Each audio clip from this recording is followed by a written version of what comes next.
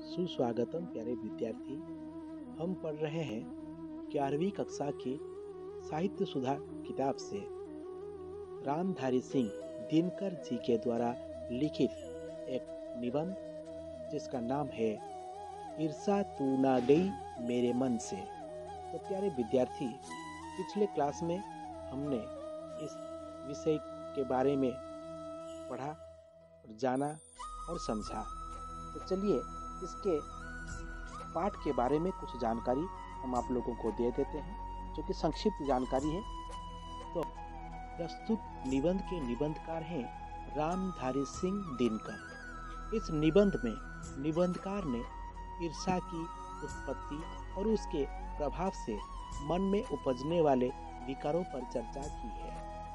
अपने इस निबंध में ईर्षा भाव को समझाने के लिए एक वकील और एक बीमा एजेंट का उदाहरण देते हुए निबंध को आगे बढ़ाया है।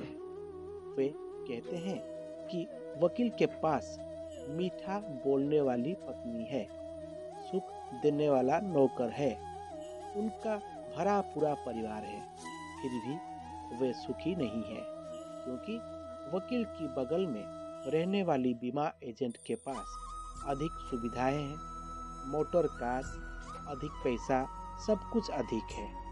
वकील बीमा एजेंट की खुशियों को देखकर दुखी होते हैं। वे अपने सुखों से आनंद नहीं उठा पाते, हमेशा अपनी तुलना बीमा एजेंट से करके दुखी होते हैं। ऐसी स्थिति केवल वकील और बीमा एजेंट के साथ नहीं है, यह तो एक उदाहरण मात्र है। ईर्षा करने वाले हर व्यक्ति की ऐसी दयनीय स्थिति होती है। व्यक्ति अपनी तुलना हमेशा दूसरों से करता है और अकारण दुखी होता है। इसलिए इस लेखन ने इस भाव को ईश्वर का अनोखा वरदान कहा है। निबंधकार यह भी कहते हैं कि इस ईर्षा भाव के कारण हमारा मन संकुचित हो जाता है।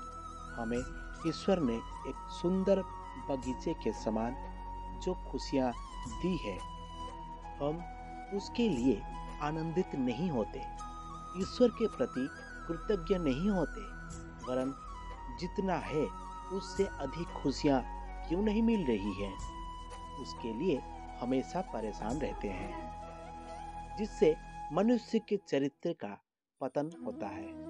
रात दिन वो वही सोचता है कि संसार विकास का रास्ता छोड़ कभी कभी गुमराह हो जाता है। सबसे बड़ी बात यह है कि वह निरंतर दूसरे को हानि पहुंचाता रहता है और उससे उसे आनंद भी मिलता रहता है।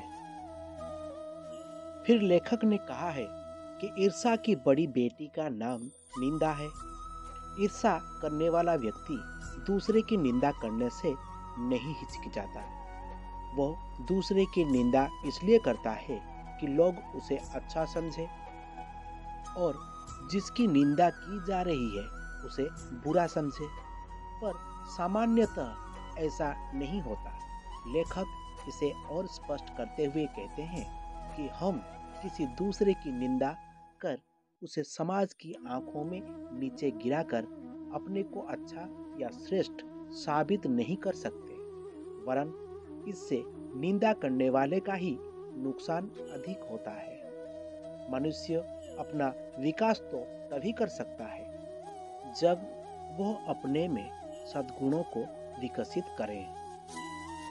निबंधकार ने यह भी स्पष्ट किया है कि ईर्षा सबसे पहले ईर्षा करने वाले व्यक्ति को ही जलाती है। ईर्षा करने वाला व्यक्ति मानो ईर्षा की साक्षात प्रतिमूर्ति होकर खड़ा होता है। वो जन कल्याण को छोड़कर अपनी सारी शक्ति दूसरे की निंदा में लगा देता है। ईर्षा करने वाला व्यक्ति कभी आनंदित नहीं हो पाता। दूसरे को कष्ट पहुंचाकर ईर्षालु व्यक्ति प्रसन्न होता है। उसकी उस खुशी और हंसी की तुलना लेखक ने राक्षस से की है।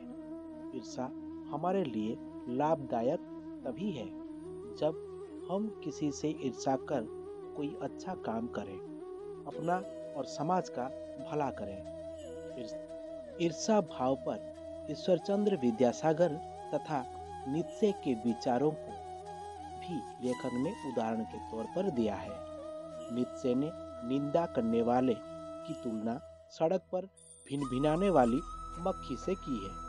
वे कहते हैं, हम में जो सद्गुण है वो निंदा करने वाले के पास नहीं है, इसलिए वो हमारी निंदा करके हमें उसकी सजा देता है। निंदा करने वाले तो ऐसे हैं कि अगर हम उदार बनकर उन्हें माफ कर देते हैं तो भी वे सोचते हैं कि हम उनसे नफरत करते हैं, और यदि चुप रहते हैं तो वे यह सोचते हैं कि हम घमंडी हैं। ईर्ष्या से बचने के लिए लेखक ने मानसिक अनुशासन पर बल दिया है। इसका अर्थ है, यदि हमारे पास कोई चीज नहीं है तो हम किसी से ईर्ष्या ना करें, उसे प्राप्त करने की रचनात्मक चेष्टा करें। इस प्रकार ईर्ष्या से बचें।